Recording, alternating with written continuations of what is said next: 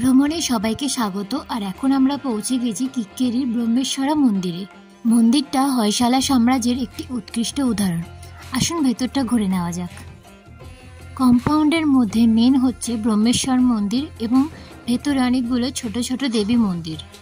মন্দিরটার ভেতরে একটা গর্ভগৃহ একাকুটা রয়েছে, যেটা পূর্বমুখী। এর দুটো প্রবেশপথ রয়েছে, একটা হচ্ছে উত্তর আর একটা দক্ষিণ, দুটোই মুখোমুখি। দেওয়ালে যে কারুকার্যগুলো রয়েছে সবকটাই হয়শালা সাম্রাজ্যের স্থাপত্যের নিদর্শন। যেখানে অন্যান্য বড় হয়শালা মন্দিরগুলি একটা প্ল্যাটফর্ম বা বেদির উপরে নির্মাণ করা হয়ে থাকে, সেক্ষেত্রে এই মন্দিরটা কিন্তু একটু আলাদা। এই মন্দিরটা ডাইরেক্ট মাটিতেই নির্মাণ করা হয়েছে।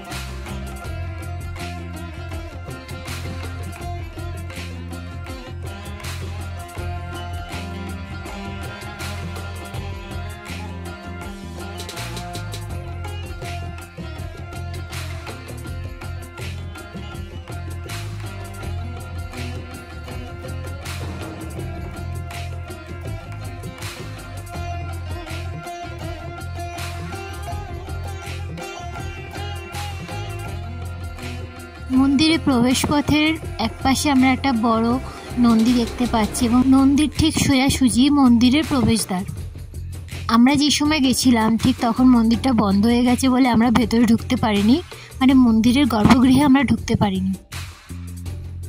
11 শতকে কিক্কেরির খাঁটি ইতিহাস সবারই অজানা।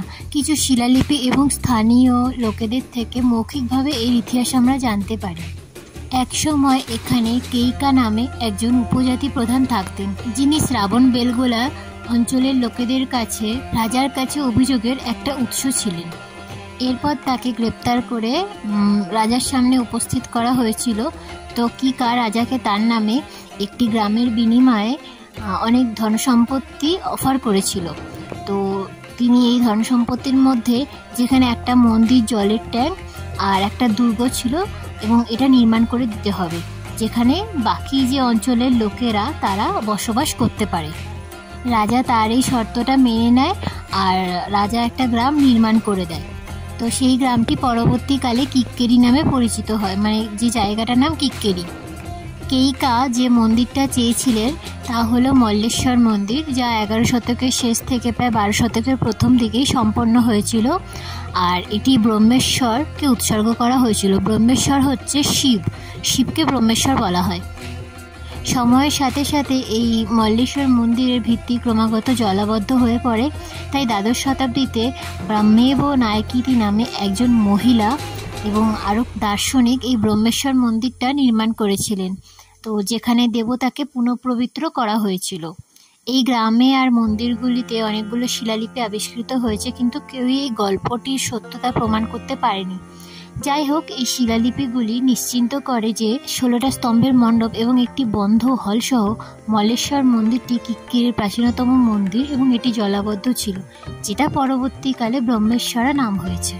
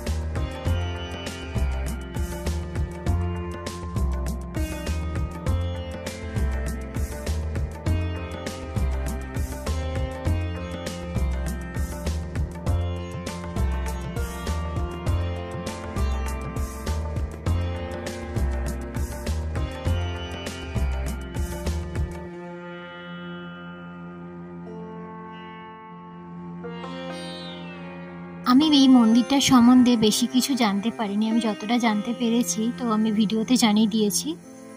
যদি এই মন্দির সম্বন্ধে বিস্তারিত কেউ কিছু জেনে থাকেন তো আমাকে অবশ্যই কমেন্টে জানিয়ে দেবেন। মন্দিরটার ঠিক পাশ দিয়ে চলে গেছে কাবেরী নদী। আমার মনে হয় সেই জায়গাটা যেখানে মল্লেশ্বর মন্দিরটা জলবদ্ধ হয়েছিল। আজকে আমাদের ভ্রমণ এ পর্যন্তই, দেখা হবে ভ্রমণের পরবর্তী পর্বে।